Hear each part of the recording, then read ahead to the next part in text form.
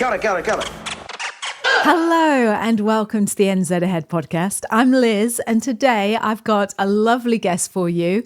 His name is Ben. He's from Missouri in the Midwest of America and he's got such a great story.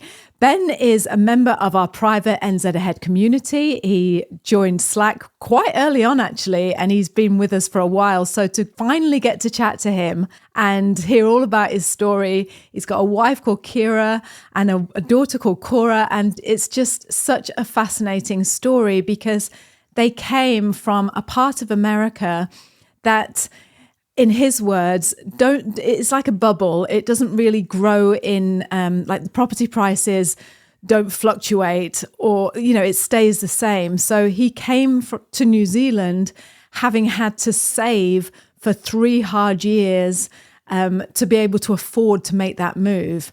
I suppose what I'm trying to say is some people sell their house and they make lots of money because it's a rising market and they are fortunate enough to think, okay, I'm going to be quite comfortable when I move to New Zealand. But I almost want to say that was the opposite with Ben and Kira. They saved really hard and they've had to make adjustments. Now they are here in New Zealand. So you're going to absolutely love this story. He's a gorgeous guy. And yeah, let's just sit back and enjoy that show. And don't forget, if you would like to be part of the community that Ben talks about, you will hear him mention the Slack group. That is our private NZ Ahead community. It is a community filled with people doing exactly the same as you're thinking of doing, which is moving to New Zealand. Now, moving to New Zealand is, without a doubt, in Ben's words, he says it here on the show, the biggest thing you're ever going to do in your life. And you don't need to do it alone. This community that we've built is filled with people who are there to help. Like I say, they're all going through the same thing. They want questions, they want answers. They want to pay back. We've got professionals in that group, immigration advisors, job seeking, health advisors. It's a fantastic resource. If you would like to know more about that, then you can take our free 5-day video guide that me and Brian put together. This is 5 short videos about some aspect of life in New Zealand. It is wonderful. We loved making it and it's absolutely free. So you can sign up for those videos. And then at the end of the 5 days, you are given details of how you can become a member of the private NZ Ahead community. So to get those free videos, you can go to www.nzahead.com/free, FREE, had to think then, and take the videos and get to the 5 days. But yeah, like I say, Ben and Kira have been fantastic community members. And the thing we love about them the most, which is where the real value is in this, is they are now true Kiwis who want to pay back. That's what it's all about. It's about being there for those who are coming further up the ladder in your footsteps, if that makes sense. But anyway, enough of me waffling. Let's jump on into the show and meet Ben. Got it. Welcome to the NZ Ahead podcast. Everything you need to know about moving to and living in New Zealand. There's a whole world here. So nice to be with you again. We call it Aotearoa around here, bro. You'll be right. We are your hosts, Liz and Brian. Amazing New Zealand in the southern seas. See, that's where I belong. That's home. Ben, welcome to the podcast. I am thrilled to have you here with me today. Thank you. I'm thrilled to be on. I'm going to jump straight in. Tell me a little bit about your family. And yeah, let's start with that. Who are you and where did you come from in the United States? Sure. My name's Ben. I am 35. I work in information technology project management, and I've been in that field for a little over 5 years now. I'm married to a lovely lady named Kira. She's a registered nurse and a certified case manager. We have a 4-year-old daughter who will be 5 at the end of January. And we grew up in a small town outside of St. Louis, Missouri in the United States. And then we ended up moving to St. Louis in 2018 and then lived there until we moved to New Zealand. Apologize in advance for my ignorance when it comes to geography. So whereabouts is Missouri in the United States? Sure. So Missouri and Illinois are part of the Midwest, which is really the central northern part of the states. I believe the Midwest is quantified from the censure, which is capturing who lives where in the country. There is a lot of farmland, and there are sporadically big cities, but mostly it's small rural communities. Okay. Have you always lived in the US? My wife and I are both from a small town in Illinois. We lived there our whole lives until we moved 45 minutes west to St. Louis, Right. which is across the Mississippi River. And then from there, we took the plunge and moved all the way to New Zealand. Do you know what? I've always wanted to meet someone from Illinois, from that area, the Mississippi, because when you were a kid and you used to watch all these films about Huckleberry Finn and things like that, and it was always like, you just think, oh, I'd love to just be, is that where that area is from? Is that where Huckleberry Finn? Yeah. Yeah, I think that's more down south. So the Mississippi starts all the way at the northern parts of the state, basically cuts the country in half Right. on its way okay. down. But it was a very big hub, historically speaking. A lot of people would make settlements on the Mississippi because you would have to take ferries to move goods up and down the Mississippi. And that's why I'm just thrilled to be talking to you today, because as we discussed when we were talking about doing this podcast together, a lot of our guests are from like big cities and they come from Los Angeles and San Francisco, New York and Canada and London. And so I was really keen to talk to someone who'd come from, like you say, you've lived in this rural settlement all your life, and then why leave? I assume your family are all there and you had a good job. And so why all of a sudden do you want to leave and move to the other side of the world? We did, and that's a very complex question. I will say the deciding factor for us to want to leave was having a child. We did all of this for our daughter to give her the best start and best chance she could have. New Zealand has a wonderful reputation for the emphasis on children when they grow up. Everything is very kid-friendly and kid-centric here, which is not the same from where we're from. It's more of the parent's job to keep the child under control when you're out at a restaurant. Growing up in the States, whereas here they have areas for kids to play at, which like the first time we encountered that, we were like, really? This is so cool to let the kid play until the food's ready and then they can come sit down and eat a meal. So our daughter, she's at the forefront of all of the decision making. And you're right, all of our family is back in the Illinois, Missouri area. And that was a really hard choice to make. But ultimately, we thought it would be the best decision for our family. And that's why we decided to do it.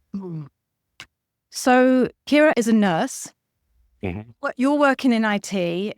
You have your little girl and you decide, okay, we want to give her the best start in life. We want her to grow up in a country that embraces children's freedom and just that. And you know what? I'm so glad you said that, because I'd forgotten about that, because it's been a while since we moved, and I forgot that shock that I felt when I went to a restaurant with Sonny and Tess and no one was looking at me as if, what, your kid's playing up? Like, why are they keep your kid under control? You're so right. And I'd forgotten about that. So thank you for reminding us about that, because it's huge. It's so stressful, isn't it? When you're going to a cafe with a child and they start being a bit naughty and all of a sudden you start getting these looks from other parents as if, you should be keeping your child under control. So yeah, thank you for that. Thank you for reminding me about that. So back to you. Have you ever been to New Zealand, or how did you even find out about New Zealand? Yeah, so I'm a very analytical type person. So I can give you a little bit of backstory. So essentially what happened, and I think a lot of people in America will understand where Kira and I are coming from with this.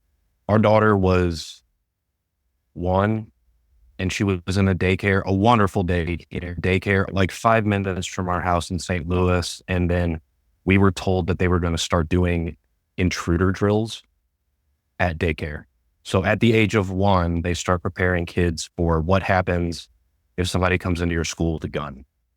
And I was shocked and appalled. And we really did a lot of soul searching about, is this where we want our child to be, when it is always a possibility that it could happen.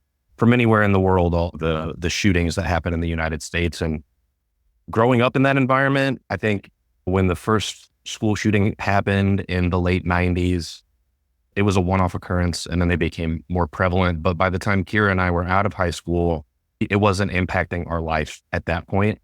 But then you have a child, and then it's now 10 times worse than it was. And we just decided that we couldn't live with ourselves if anything would have happened to our daughter. And really the only way to make a change is to leave, because there's not an end in sight for gun reform or changing the current trajectory of gun violence in the United States.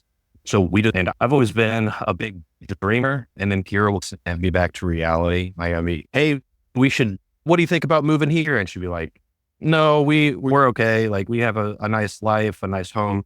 We don't need to do that. And then when I presented New Zealand to her, that was the first time where she was like, let's do some research. Let's see what we can find out about it. So I did 500 hours of research, and I stumbled upon this podcast during that journey.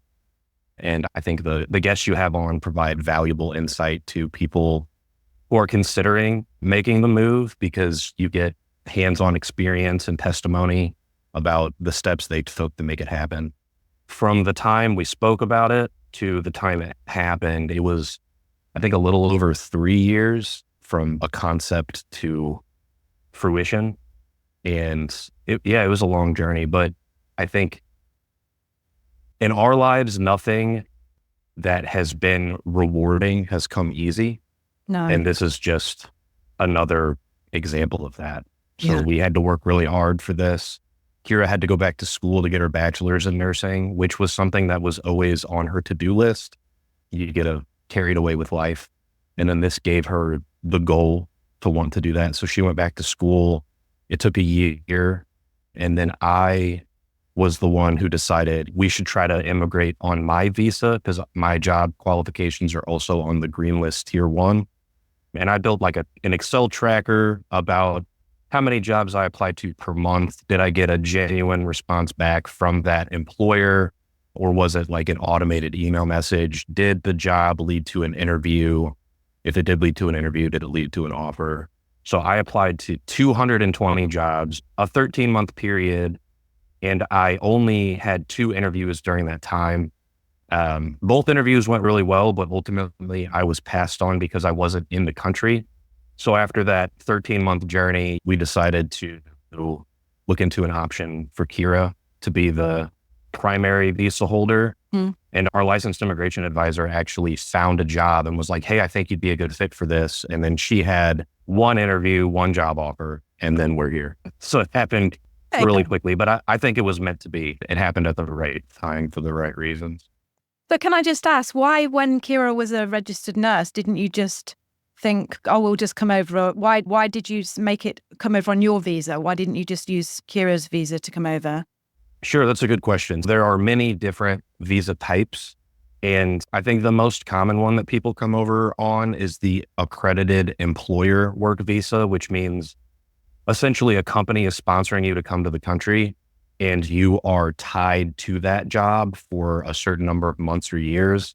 And I'm fine with working 40 plus hours. I was just thinking, if I'm the primary visa holder, Kira could potentially get like a part-time job and spend more time with our daughter, which is what she expressed she wanted, and I completely agreed with. Unfortunately, it didn't work out that way, but we did come over on straight to residency visa, which means we're not tied to an employer for work. She could leave her job tomorrow, and then there's no implications about us needing to leave. But caveat, she loves her current job, and she's doing a really good job there. Yeah, that's background to that. I want to jump in and talk to you about the cost of living in New Zealand when you arrive. But before I do this, and again, when I ask these questions, I say, oh God, I hope everyone's not going to think I'm a complete moron when I say this and but is there anywhere in America that you could just think, I can move there and I would feel safe? Or is the whole of America, like all that massive country, does it all feel the same? Is it just leave and that's... Yeah, no, I think it's a really good question. And I imagine that people in different parts of the country would have a different response to that question. Again, the continental United States is really enormous. It is hard to quantify how big it is. Texas alone, you can drive from the western side to the eastern side for over 14 hours before you exit the state. Wow. Like, it is and that's one state. It is the biggest state. Just for context, it's an enormous landmass. I would think probably the place that would feel the safest would be like the Hawaiian Islands, because they have their own kind of culture. And I'm not too up to date on their gun laws, but I imagine they do have restrictions in place. But I think that as an American, growing up in America, you have paranoia ingrained in you. And there's a lot of divisiveness in the country. But I really think people live and operate in two different ways in America. It's the views you have and subscribe to on the internet are much different than like your everyday experience you have out in public. Like people don't talk about views on guns or politics or religion out in the open. That's not a thing. So in America, you can get along with anybody as long as you know the topics to avoid, I guess you could say. But it is a great place, and there's a lot of opportunity. I think America is probably the best place to be an entrepreneur if you wanted to start a business. It's more millionaires are made in America every year than anywhere else in the world. But I also think that when it's probably the same all over the world, if you are lower middle class or below, it's hard, right? It's you're surviving. You probably have to work multiple jobs to pay your rent, and you might struggle to make sure you have food in between every paycheck, and people rely on social services to make ends meet. But I'm sure that's true everywhere in the world. I just can speak to the American experience. Kira and I were very fortunate we grew up in middle or lower middle class households, and we went to school. Her path was different than mine. She went to college right out of high school, whereas I did some soul searching and worked in retail for a number of years before I decided I want to pursue higher education to give me better opportunities.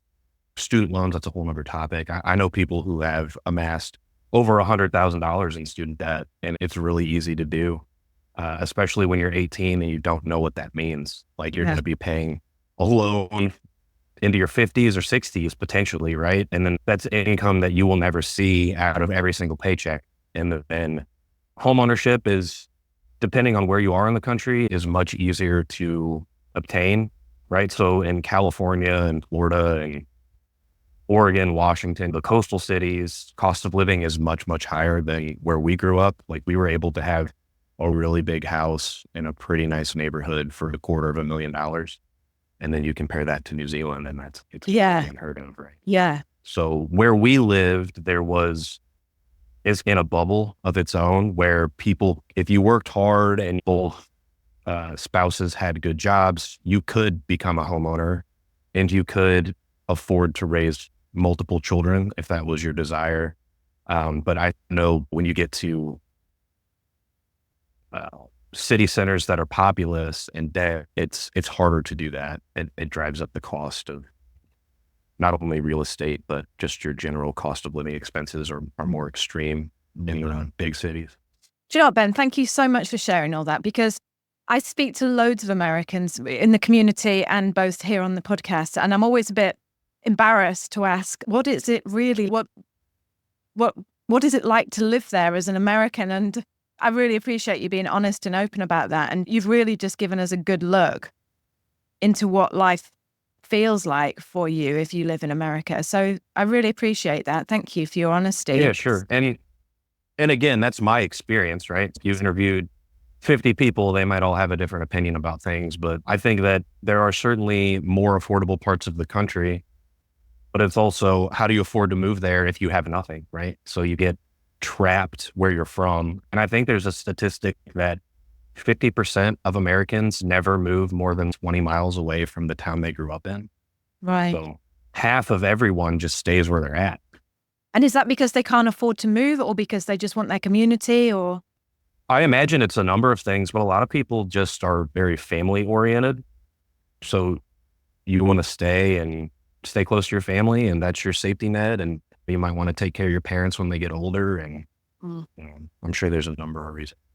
So going back to your family, before we bring you into New Zealand and your story in New Zealand, going back to your family, I'm picturing you live in this like I say, this tight knit community. You've got your lovely house. You've both got jobs. I know about the gun thing with your little girl at 1 year old, which would, again, it's just, it doesn't even come into it, does it? It's just once your child is at risk, it just, everything else goes out the window, doesn't it? But even so, you're going to be taking your family away from all her family, I would imagine grandparents and aunties and uncles and things. How did your family react to you, who's never moved out of America, never been, like you say, you just moved 20 minutes up the road? How did they feel when you told them we're going to be going to New Zealand? We told our family pretty early on in the process that we were thinking about it. And I can't speak for them, right? They might have met that with skepticism. Sure you will, right? Okay. But I feel like it did benefit us to start that conversation early and let everybody know that's what we're working towards. And Kira and I tried to emphasize spending quality time with our family and friends because we knew we were going to be in America for a finite amount of time. Like there would eventually come to a time where we're going to leave. So we tried to maximize our time with family and friends. And then we stayed at my parents' house for a couple of weeks before we moved. Like when our house was on the market, our suitcases, we took all that to my parents' house. And then we also had a going away party where we invited everybody we know to come say a final farewell. It's certainly hard on my parents and Kira's parents that we took their grandchild, and a lot of tears were had when that moment finally came, but we tried to do video calls as much as possible. So Cora, our daughter, knows who they are and continues to have that relationship. She won't forget. And then my parents are planning to come in January, which will be a really fun thing to do, show them where we are now and the new life we're building, and they can spend really quality time with their grandchild. Whereabouts in New Zealand are you? We are in the north shore of Auckland.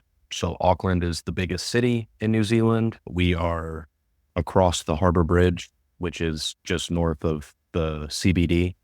And honestly, Auckland was very low on our places we wanted to move to. We actually had our sight set on Christchurch for a number of reasons. It seemed very similar in size to St. Louis, and it's relatively flat. So if you wanted to cycle places, you could do that.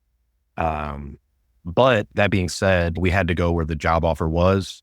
The job offer was in the North Shore of Auckland, and we have just been so pleasantly surprised by how beautiful it is here. It's absolutely gorgeous. We just are coming out of the winter time, and I don't think it was ever colder than 50 degrees Fahrenheit, which the winters in St. Louis, it can snow and be freezing cold. Sometimes you can't even leave the house. It's so cold. So to experience a winter where it's like nice and warm and the sun shines, it did rain quite a bit, but again, that's not really something to complain about from where we came from. But it's beautiful. It is absolutely astounding. There are beaches within walks or short drives all over the place. And there's so many great restaurants and cafes, and the people have been very friendly and kind. Obviously, we stick out like a sore thumb with our accents, but it's always met with curiosity, and people are just very happy to have a conversation with you. So you've gone from what sounds like the cheapest area in America to the most expensive part of New Zealand that you could probably. Yeah. So how's that work? It did work out that way, didn't it? I think we just had to recalibrate expectations about how much money goes to what. So in the States, the rule of thumb is to keep your housing expenses at or under 30% of your take-home pay, which where we're from is certainly possible. I don't think that metric can really apply to everywhere in America anymore, but the figure here is 50%. So that's a pretty drastic increase for cost of living, but we're in a really nice apartment building. It has 3 bedrooms and a dedicated office space. It has 2 full baths. Kitchen appliances came with the apartment. It came with like outside patio furniture, and the beds were included. We just had to buy couches and a dining room table, really. So I think that it is, unless you can afford the higher bracket of the cost per week. in New Zealand. So that's another big difference, right? In America, everything is a monthly charge. Yeah. Here, a lot of things are billed per week. So I'm always doing math in my head to see what that factors have to be per month.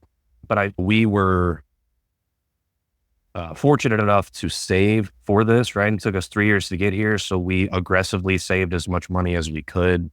And then we sold our house, which isn't as much as other people probably made off the sale of a home, but we have not touched that money yet. We're Well done. saving it for hopefully maybe a down payment on a home if we decide to buy here. It has been a bit shocking how much more expensive things are. But again, we make good amount of money at our jobs, and we're in a position that a lot of other people probably aren't. Yeah. That's what I was going to say. So, because I know a lot of people that are considering moving to New Zealand, they look at Auckland, North Shore, and they're just like, obviously, it would be wonderful to live there because it's got such a fabulous reputation, like you say, for all the cafes and the beauty of it. And you're so close to Auckland, and that's so metropolitan. And that's just like the best place that everyone can think of is just, wow, Auckland. So you don't have to give me any figures, but does your jobs, are they paying you enough to afford to live there? Do you get more money if you obviously get more money when you live in Auckland, don't you? Because you've got the cost of living. Sure. Yeah. So that's a really great question. The cost of living is calibrated based on the city or the closest city that you would be in New Zealand. What my qualifications, what they earn me here in Auckland would probably be $20,000, $30,000, $40,000 less if I was in Christchurch. Right. Just because the cost of living is so drastically different down there. But yeah, we do good. We do all right. We're able to save some money. I've only had 2 paychecks since I started my new job. I'm paid monthly here, which is a bit different. I used to be paid every other week. Trying to budget for a month is a bit different, but Kira is paid every other week. So, and then I built a very extensive tracker going back 3 months on our expenses to see how much we're spending on what and was it higher than we were anticipating. And the short answer is yes, we were spending way more money on food and eating out and cafes than we thought we were. So we're reining that in a bit, but we also want to be mindful. We moved here not to restrict ourselves, right? We want to enjoy life and live life. So we do have restaurants in our budget. Yeah. Yeah. God, I wish I was like you. I would absolutely love to have a big spreadsheet telling me how much I was spending because I'm rubbish when it comes to, I have no idea how much I'm spending. And then I get to the end of the month and I haven't got any money left. And I'm just, where's it all gone? So that's great that you're doing that. You did say earlier that you were into analytics and figures and things. And I have to say as well that the post that you put on our private community, our Slack community, you put some brilliant stuff on there about finding a job and all the things that you had to go through to find a job. I just want to say thank you in public for that. So you're in New Zealand. How's Cora enjoying it? How is she settled? She's absolutely thriving here. We're so happy. And I won't lie, the first couple months were really difficult, not only for her, but for us, right? You question yourselves. Did you make the right choice? Is this really what we want to do? But now that we're settled into our routine, I think the answer is a resounding yes. This is certainly the best thing we could have done for family. And Cora, she's so amazing. It's really great to watch her come home from her daycare and tell us all about what she learned, and just watching her have fun on the beachside playgrounds here and be a kid, right? She gets to enjoy being a kid, which is so important. Yeah, it really is. It really is. And I'm glad you said that although how long have you been in New Zealand? Since May. So just over 5 months. I think it was 5 months last week. Okay. So still quite early days. And I'm glad you said that about it's been difficult, because I was talking to someone about this the other week, and I honestly thought I wasn't really settled, and I don't want to say happy, but I wasn't really settled is the word. I just kept doubting myself all the time. And it took me about 2 years to feel like completely and utterly 100% you've done the right thing. So I'm glad you mentioned that, because I think it's important that people know that when they come over, it's completely natural to just go, oh no, what have we done? You know, what? Because it's a huge change, isn't it? It's massive. It's massive. And also, I think people put that pressure on. Oh, no, actually, that's wrong. You put the pressure on yourself. I did anyway, of, okay, now you live in New Zealand. Everything better be perfect. Look where you live. You better appreciate it. So if you do feel a little bit, oh no, you start to feel guilty, don't you? And then you start to think, oh, I should be grateful. It's like this whole big mind game thing going on, I'm sure, for everyone. But yeah, I really appreciate you being honest about that and saying that it wasn't easy for the first few months. Yeah, and I think it was obviously the biggest thing that we've ever done as a family or as individuals, to just uproot your life and move to literally the other side of the world. We couldn't be farther away from America than we are right now. But it was what we decided to do. And then you mentioned earlier, did we visit? We thought about having like a scouting trip, or at the very least, maybe me and a buddy could come over here to check things out. But at the end of the day, we just did the math on that, and it could have been anywhere between $5,000 and $10,000, depending on how long you wanted to stay. And we decided that money would be better spent when we actually arrive. So for anybody who's thinking, should they ultimately, that's going to be your decision. But I'm really happy how things worked out without ever visiting. We did as much research as you possibly could, and to know that New Zealand was where we wanted to be. And then we sure were happy to have the additional funds to support us when we got here. Yeah, that's a great point, actually. That is a good point. So coming from a tight-knit community with all your family around you, and now you're living in New Zealand, in Auckland, is there any feelings of, and I know we just touched on it before about settling in period and things like that, but do you feel lonely, or do you feel like you've done the right thing? I think that's also a really good question. Kira and I are very supportive of each other, and we have been our entire relationship, right? We just try to build each other up. And if the other person wants to set a goal and they need help achieving it, we try to help each other achieve those goals. And for us, we're very much of the same mind when it comes to our daughter. She is more important than anything I want to do or anything that Kira wants to do. And just focusing on that like everything we're doing is for her, helps us not feel so isolated, because we are a family. Yeah. And we'll always be a family no matter where we are in the world. We have been able to meet some people from the Slack group too, which has been very beneficial. The North Shore community is actually pretty big, which I was surprised about. Ginger and Greg, we met up with them. Andrea and Ross, we met with them. Rachel and Dylan, they're actually really close friends of ours now. They have a daughter who's 1 year older than our daughter, so they spend a lot of time together having fun. So happy. That makes me so happy. It really does. And we met some other Americans too. We met from outside of the group, but they're fantastic people. Yeah. And that's what you need. They got here a little before we did. So they were able to help us along, give us some tips and tricks we might have not been aware of, which is what I am willing to do as well. I want to pay it forward and help out anybody any way I can on the biggest thing you'll ever do. Yeah, it really is, isn't it? Oh, thank you, Ben. That's such a lovely way. So my question was going to be, is there anything you would have done differently if you were to do it all again? Oh, no, we haven't talked about you bringing your suitcases over as well, because we were going to talk about that, weren't we? Because you didn't bring anything, did you? Sure. You didn't ship anything over. You just came over with your suitcases.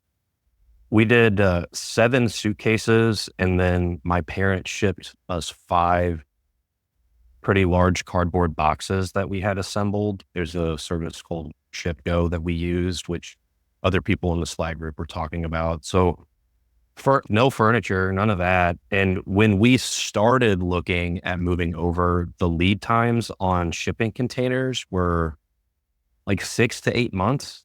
And then it's okay. So you pack up your whole house and you ship it over, but then you're going to have to buy new things anyway, because you have to wait like 6 months for it to get there.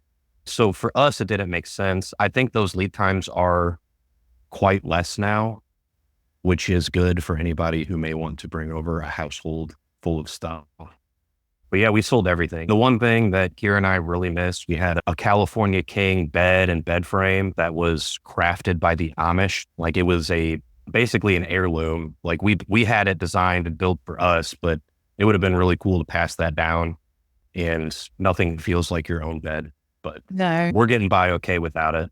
And yeah, like you said, 7 suitcases and 5 boxes. We basically decided we'll just start over here with all the stuff we weren't able to bring, and things are more expensive. But again, if you do your research and you try to budget for that, you can do the cost assessment. Would it be worth paying the money to ship it all over, or is it worth saving that money and buying it new when you're in New Zealand?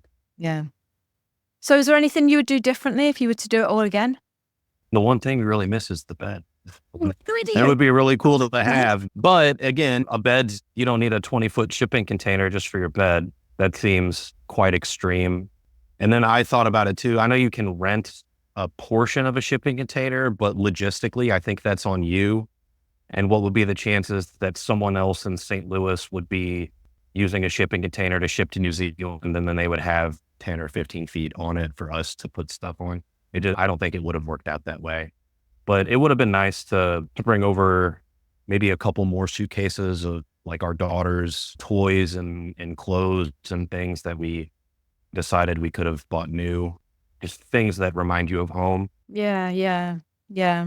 So that's what you do differently. You just bring a little bit I think so. more things. Yeah. I've got to say, when you said, when I read it on the Slack, when you said, oh, we're coming over with 7 suitcases, I was thinking, wow, that is brave. Especially when you've got your daughter as well, because their toys alone usually take them about 7 suitcases. Right. Thinking, what else have you brought? It could have. Yeah. We downsized quite a bit. But there's actually one of my favorite stores in New Zealand is Kmart, which used to be in America and is no longer operating there. So it's really cool to have like Kmart nearby. Yeah. And they opened a Costco, which is the only one in the country. It's also pretty close to where we are at, and that's an American company, and they have a lot of really good deals on stuff there. Yeah. Too. So Yeah. we're still able to do the shopping that we want to do. Yeah. And I think it's important to say as well, I don't know if I've ever mentioned this, but I think it's important to say, if you're listening to this podcast or watching it, the second-hand market in New Zealand is super high quality. Everything that we've bought second-hand, and we've bought like a lot of stuff.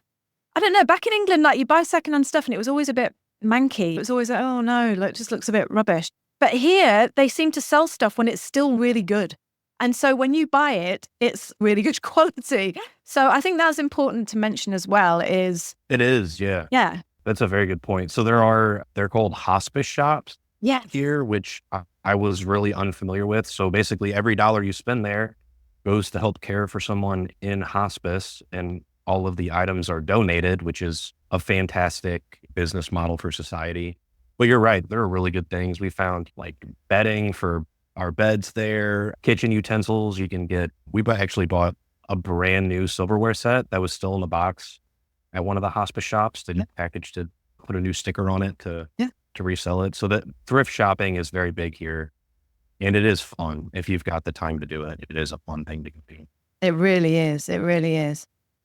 Oh, Ben, thank you so much for chatting with me today. I've been dying to catch up with you and just to find out all about your story. And because you've been in the community for a long time. So it was an interesting journey to watch that you were just finally making it over. And I'm so happy that you're settling in. And I just think what a lucky little girl Cora is. She's going to grow up and know that her mum and dad did this for her, has made all those sacrifices, and just, wow, that's pretty special, isn't it? And also, I know she's not here, Kira, but please, can you just tell her thank you for me? Thank you for bringing her skills over to New Zealand. So yes, that's super special as well, because again, I'm always very appreciative and of course of you as well, but I don't know anything about IT, so I can't talk about that. But I do know about hospitals and the need for those skills to be brought over to this country. So please give her a big thank you for me. Sure. So Ben, I'm going to let you get back to work because I know you're on your lunch hour and you stopped to do this podcast with me. I really appreciate you. Is there anything I haven't covered that you can just think, oh, just before I go, I just want to say that, or have I pretty much covered everything? Yeah, I think the one thing that I found difficult here, and I wasn't expecting it to be so difficult, was the job search, because my qualifications were on the green list also, and I was under the impression once I get here and I'm on shore, it would be relatively easy to get a job. But the market's really tough right now, and you just have to be diligent. So I applied to 40 something jobs, and it just takes one interview. I had one company reach back out for an interview. I did 2 rounds of interviews, and then I was presented the job offer. If you're determined to do it, you certainly can make it happen. It's just a tough time in New Zealand for job searching at the moment. And then if we have a couple minutes, I just wanted to highlight some of the things that Of course. we found very pleasantly surprising.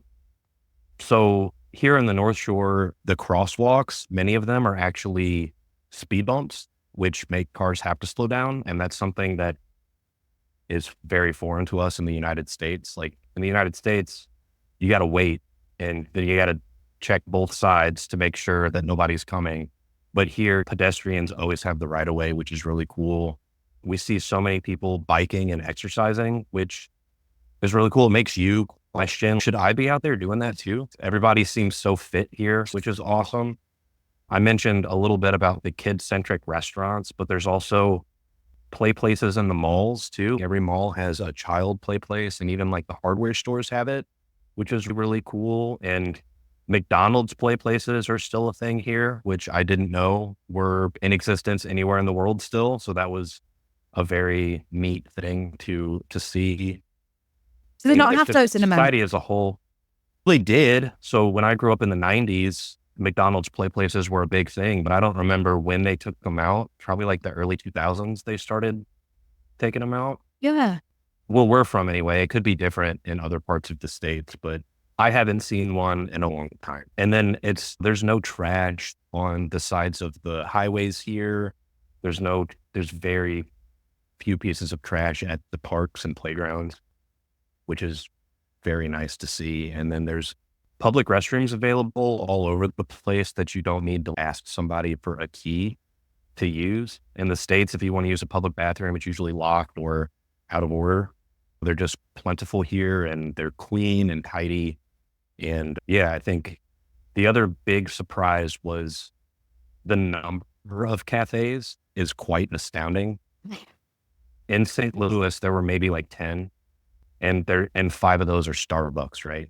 You know where you're going to go for coffee, but here in the North Shore, literally you can walk 2 blocks and you can see 5 different cafes. They are plentiful, and the coffee is very high quality. It's much different and much better in the best possible way. Yeah. Yeah. That's what New Zealand, one major thing New Zealand can hold its hands up and say, we have got the best coffee in the world without a doubt. It is I heard it on your podcast and I was skeptical, but it's true. Oh, it is Very true. Yeah. Yeah. Yeah. Another story I was going to just tell you about my daughter, but then I know, anyway, she's a trained barista now. And if you get her talking about coffee, she could talk about it for years about how amazing New Zealand coffee is. But it's a real skill that in New Zealand, you can't pour a cup of coffee unless you're a trained barista, and it's super serious. We had a cafe back in England, and we'd just put anyone on the coffee machine. It would just be like, yeah, just whack it in the cup and get it out. But over here, it's right. Fantastic. It really is. Yeah. So was that all your points? Yeah. So those are the very pleasant surprises. And then we've been here long enough to know the things that we miss, right? So we miss like authentic Mexican queso dip. So many people say that. Yes. So if you're in America and you want to take the plunge over here, eat as much Mexican and Tex-Mex as you can before you come, because you can't get it over here. And then the grocery chain Aldi's is fantastic. Back in America, I know it's in the UK too. They don't have that here at all. So we miss that grocery chain because they have a lot of really good products. And then like sliced deli turkey isn't available year round here, which I was quite surprised about. Like you go to the meat counter and you're like, hey, yeah, can I get half a kilo of sliced turkey? And they're like, no, we don't have that. Like, oh, okay. Yeah. So I guess you have to wait. You got to wait till the Christmas holiday to get the turkey you want to eat. And then the other, like my favorite food type is American barbecue. It's so good. And it's regional specific. There's Kansas style, Texas style, Carolina style. It's all fantastic. You can't get it here. if and when we go back to the States, I'm going to binge on barbecue. Yeah, yeah.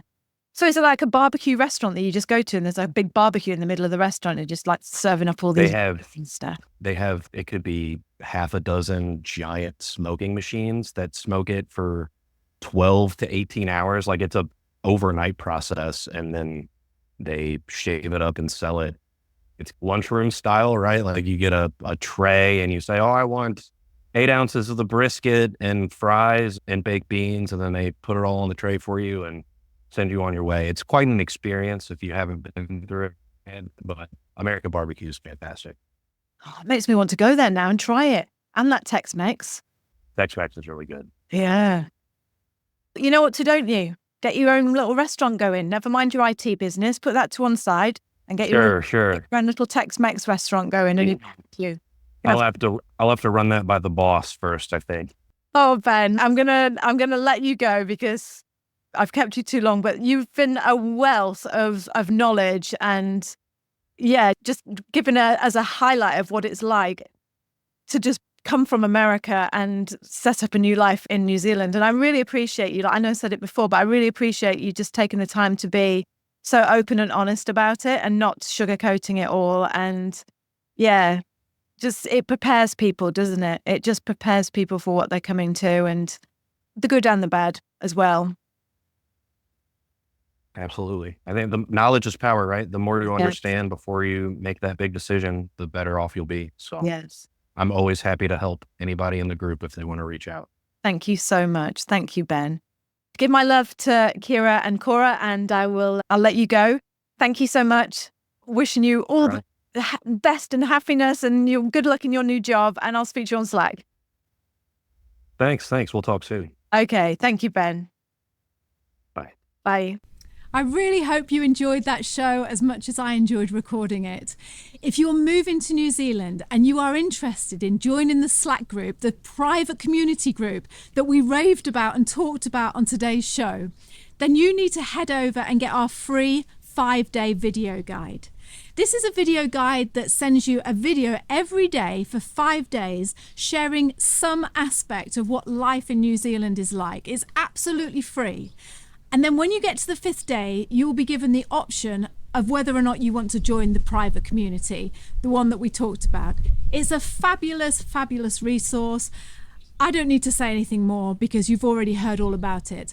Go over, take the free 5-day video guide, get to day 5, and then you can decide whether or not you'd like to be a member and join our private community along with me and Brian and all those other fabulous people that are walking along the same path as you and making the move to New Zealand.